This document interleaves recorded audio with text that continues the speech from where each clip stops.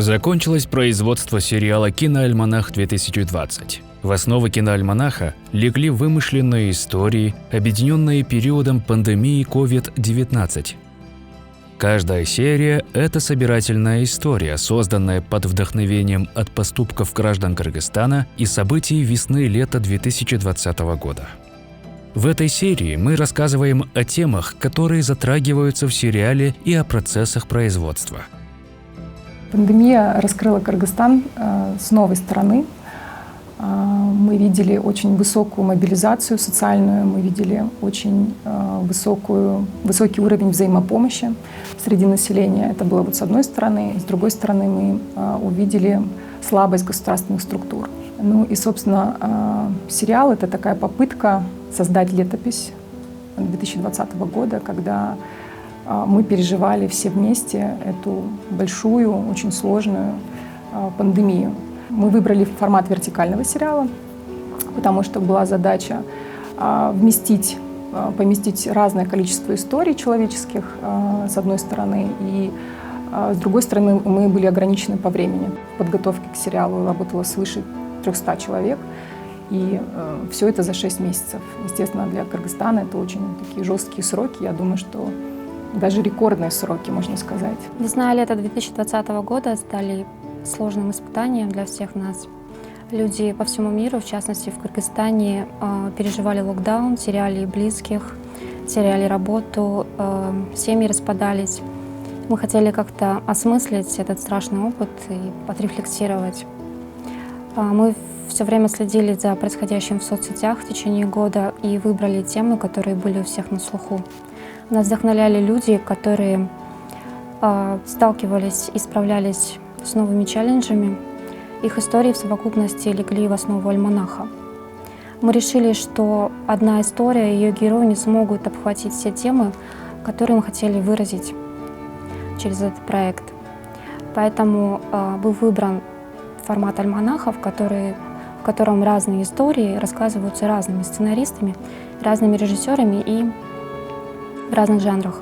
И поэтому каждый фильм — это самостоятельное художественное произведение, наша рефлексия на тему пандемии. Карантинные меры, предпринятые правительством Кыргызстана, нацеленные на сдержание роста эпидемии, полностью остановили жизнь в республике. Первыми пострадали предприниматели малого и среднего бизнеса. Тем не менее, среди них было много таких, кто находил силы помогать малоимущим, кто лишился ежедневных доходов. Внимание!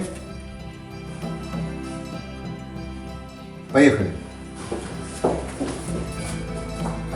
Фильм «Просто бизнес» — это о том, как люди ведут себя, могут себя вести и, в принципе, ведут в критической ситуации.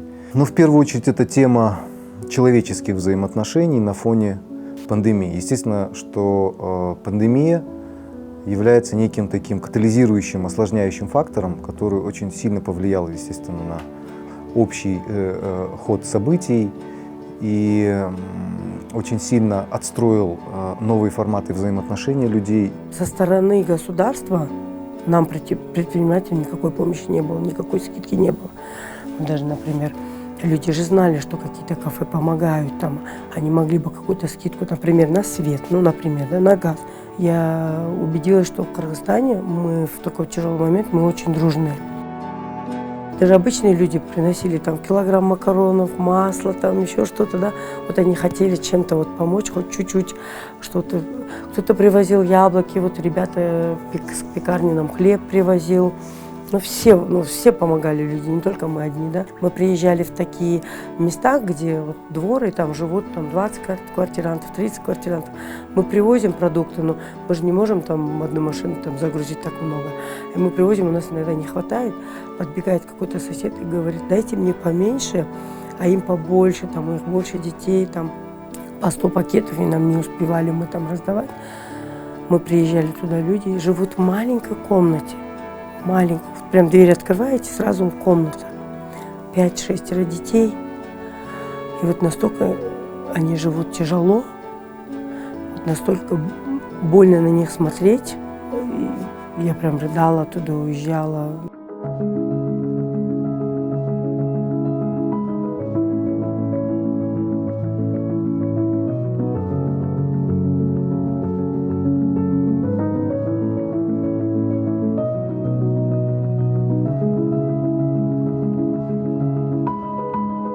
Во время локдауна закрытые границы между странами повлияли на мигрантов.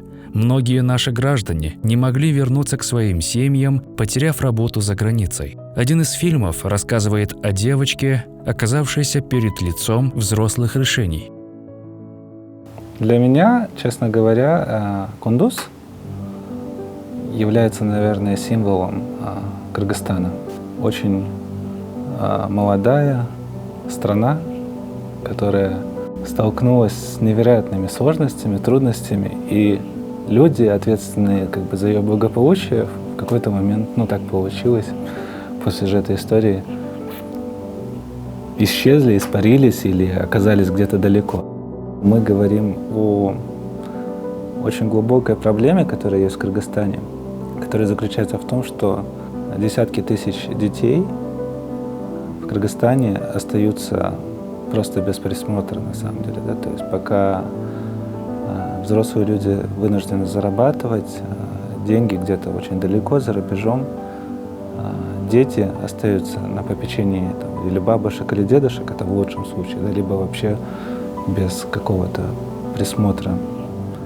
И на самом деле это очень серьезная, мне кажется, проблема для Кыргызстана, потому что,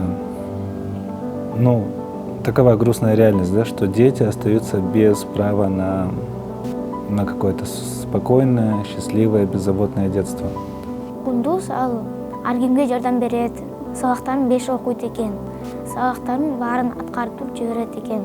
Анан ал коркок экен, баарынан уялат экен. Анан жашынып барат экен мектепке. В трудовую миграцию уезжают люди же из-за тяжелой экономической, жизненной ситуации. На сегодняшний день государство старается, по крайней мере, прилагать усилия, чтобы трудовые мигранты, когда уезжали, чтобы они юридически оформляли опекунство. То есть, если вы оставляете, даже бабушке, если вы оставляете сестре, чтобы он стал юридически опекуном, для того, чтобы он нес ответственность за действия, чтобы плюс еще органы опеки или местные социальные службы, они знали о том, что есть ребенок, родители у него в трудовой миграции. К сожалению, не всегда граждане вообще, которые уезжают, они знают об этом. Они просто полагаются на авось. Это же мой родственник, как он может обидеть моего ребенка? А фактически 96%, по статистике 96% насильников, я имею в виду, это чаще всего близкородственные, либо ближайшее окружение ребенка. Когда большое количество трудовых мигрантов вернулось в Кыргызстан, государство было вынуждено отдать детей, которые находятся в детских домах и в интернатах, они отдали родителям. И они годами там жили. Они не знают вообще, как взаимодействовать со своими родителями. И родители не знают. У родителей нет практически позитивных навыков воспитания. Они думают, что нужно только методом кнута воспитывать. И из-за этого было очень большое количество суицидов во время, среди детей, среди подростков было очень большое количество суицидов в период именно карантина. Потому что у детей была эмоциональная депривация. Весь карантин, он дал знать, насколько у нас очень глубокие проблемы и в экономике, и в обществе, во взаимодействиях людей, вообще с людьми. Да? Вот уровень агрессии очень сильно повысился во время карантина. В период пандемии возросли случаи домашнего насилия. Люди, лишившиеся работы и заработка, оставались в 4 стенах. Многие конфликты в условиях изоляции обострились. Фильм «Хозяин» рассказывает историю Мурата, домашнего агрессора. Тема домашнего насилия у нас в обществе с каждым годом, к сожалению, все растет.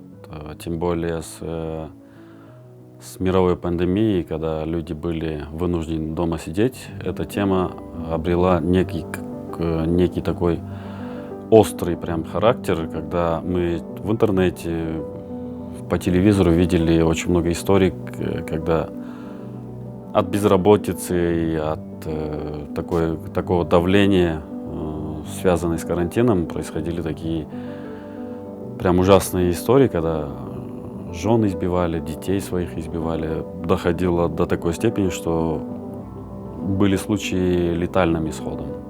Я старался максимально документально писать о Мурате, чтобы он был знаком всем, зрителю, читателю. И мне кажется, нам удалось это передать нерв, передать вот это вот соучастие зрителей с этой историей. И немаловажно, у нас в этом эпизоде есть персонажи, следящие соседи, которые безмолвно следят за этой историей. Потому что у нас общество до такой степени стало, скажем, больным, что ли. Нет бы помочь соседу, своему другу, брату, начинают это все просто молча наблюдать и обсуждать об этом. Когда карантин начался, у нас был безопасный дом, шелтер, да, предоставленный муниципалитетом, мэрией. И как раз мы находились на территории больницы, и когда ковид начался, у нас сказали, временно мы забираем, чтобы там врачи проживали. И нам пришлось это закрыть. У нас тогда вообще по городу единственный наш шелтер работал. Да. Мы не могли это перечить, потому что, говорят, люди умирают. Это приоритет или семейное насилие, или вот сейчас нам это ваше помещение нужно. Мы согласились. Конечно, это повлияло. Непосредственная вот эта помощь, когда они могли укрыться, прийти. Нашей организации тяжело было, конечно. Онлайн консультировали, перенаправление делали, с родственником разговаривали.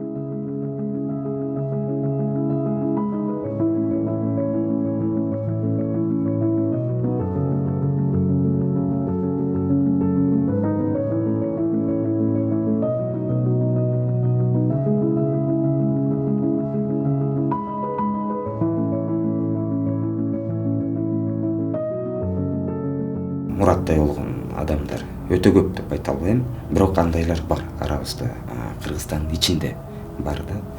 Өзүнүн үй бүлөсүн ушундай зомбулукка салган, өзүнүн кызыкчылыгы үчүн жашай турган адамдар, кишилер көп.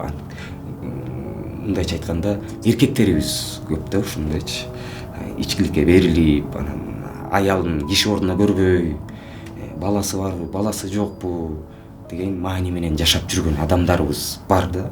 Көп эмес андайлар, бирок бар. Пандемия впервые повсеместно изменила форму обучения для школьников и студентов вузов. К резкому переходу на дистанционное обучение оказались не готовы как администрация школ, так и учителя, родители и ученики. Фильм «Тамирис» рассказывает историю амбициозной сельской учительницы, столкнувшейся с проблемами в школьной системе.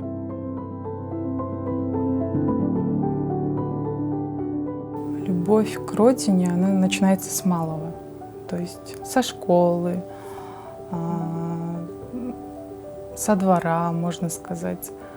То, что так человек адаптируется, потом уже как бы готовится к этому и уже идет на большой мир. Вот. И Тамирис здесь играет очень важную роль. Может быть, когда повзрослеют эти дети, они, наверное, скажут: а моя учительница так говорила. А моя учительница в это время, она не лежала и не боялась ничего. То есть она вышла и учила нас. Тамирис здесь выступает как бы как лидер, скажем так, как путеводитель, можно сказать. И альтернативы, такие, скажем так, такие роли, такие образы нам очень нужны. И мне кажется, в нашей стране они необходимы просто. Потому что наш менталитет, она всегда говорит, то есть если ты женщина, ты должна слушать других, то есть своих родных, мужа и тому подобное. Не знаю, я бы с этим не так уж согласилась бы, потому что время меняется, и со времен, скажем так, независимости очень многое чего изменилось, не только по всей стране, но и у нас. То, что нет, девушки тоже могут. Почему нет? Почему лидерами должны быть только мужчины? Герой нашего фильма — Тамирис, которая, вопреки вот таким устоявшимся стереотипам, что нужно из деревень уезжать куда-то там, в город, что там в деревне нет никакой возможности для развития, она, наоборот, показывает, что есть возможность, что можно своим примером для вот даже детей показать, что можно в деревнях работать, что можно работать в IT-сфере, зарабатывать даже деньги, потому что сейчас мир открыт, и, в принципе, без разницы, где ты находишься, там, в городе или в деревне.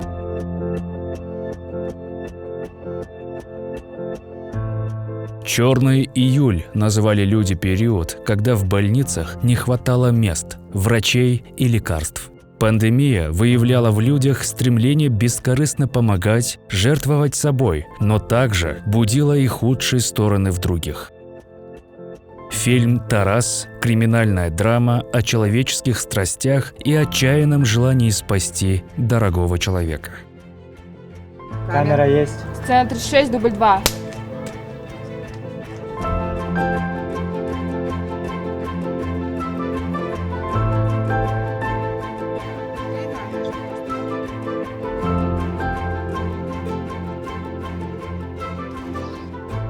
Каждая история, которую мы делаем, она несет очень важные социальные проблемы. То же самое можно сказать вот про мою историю, да?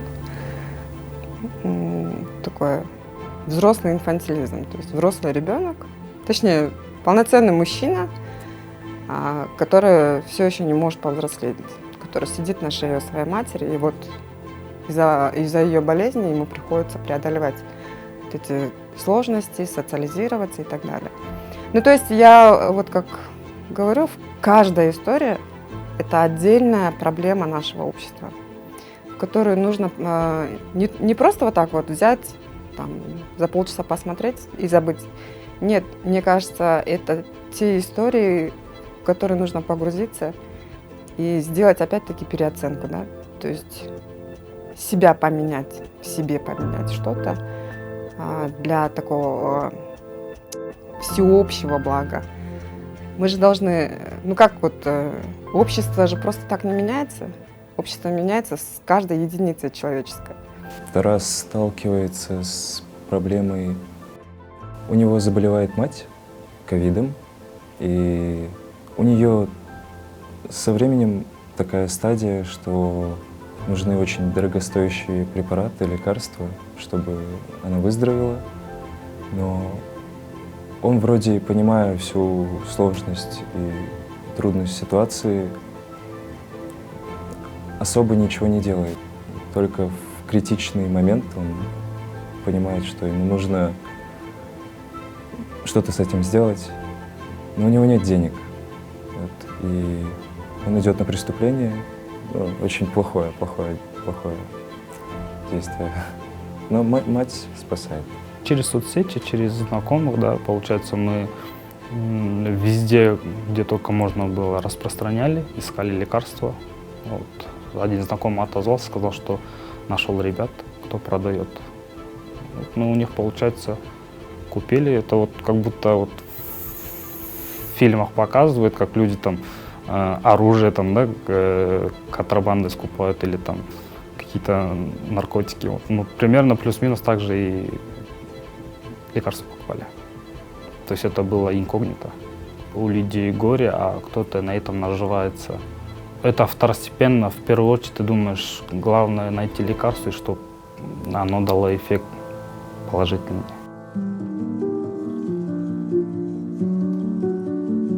Люди, без которых мы не смогли бы пережить этот период. Кто был на передовой. И в молитвах, и мыслях у каждого – врачи и волонтеры Красной зоны.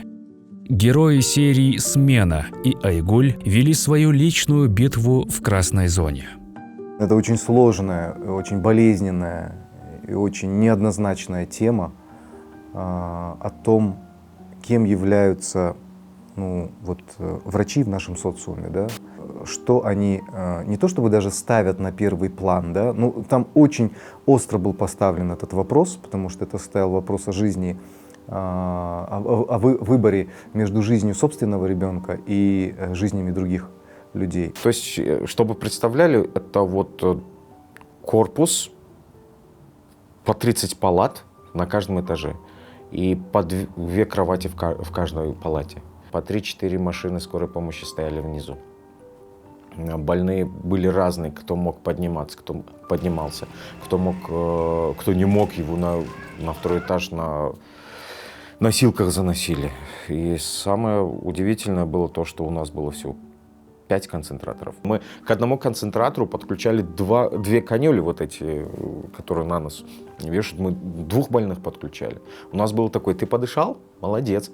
Подожди, теперь должен подышать вот этот. И утащили туда, к нему, а этот бедный в панике, что делать с ним, не знает, потому что ему не хватает воздуха, кислорода не хватает. Оказалось, самое ужасное, что 2-й протокол был не совсем верный. А 3-й протокол задержали в Минздраве. Он был в конце мая готов, его месяц не подписывали. А 3-й был самый нужный. Из-за этого мы очень много больных потеряли.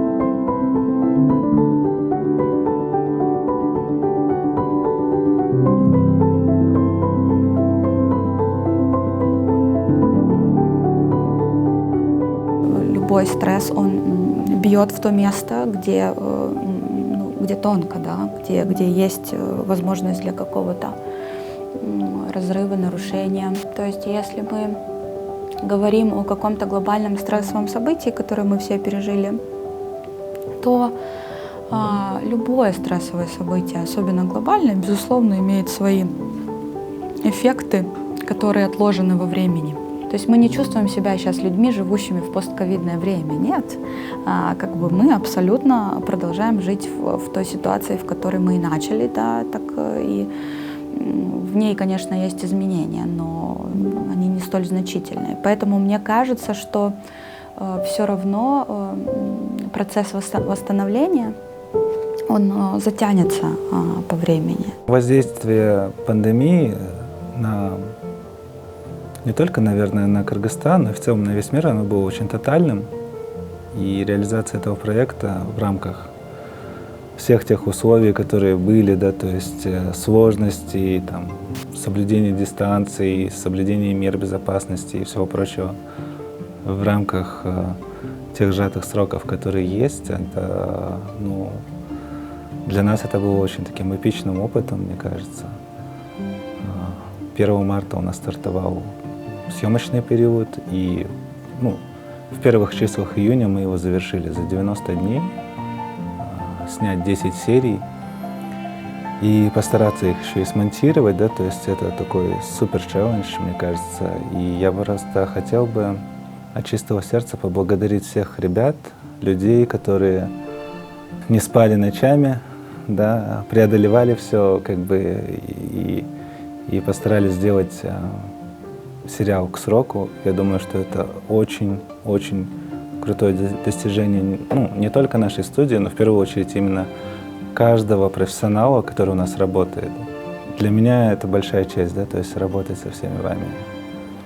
Это особенно хорошо чувствуется на съемочной площадке, да, когда вот царит вот эта энергия, не знаю, как это, не энергия даже, а синергия, наверное, да, то есть когда все на одной волне, на драйве, все понимают друг друга с полуслова, это что-то потрясающее. Так что я хочу сказать, что я, честно говоря, очень горд нашей командой, и хочется сказать спасибо всем, да, то есть от препродакшена до постпродакшена каждый вложил максимум как бы своих умений, усилий, каждый вложил свою душу, ну и надеюсь, результат будет стоить того. Киноальманах 2020 был призван переосмыслить период весны и лета 2020 года и еще раз взглянуть на пережитое время пандемии. Мы надеемся, что, несмотря на то, что пандемия остается с нами надолго, мы научились справляться с сопутствующими трудностями и поддерживать друг друга в сложные периоды.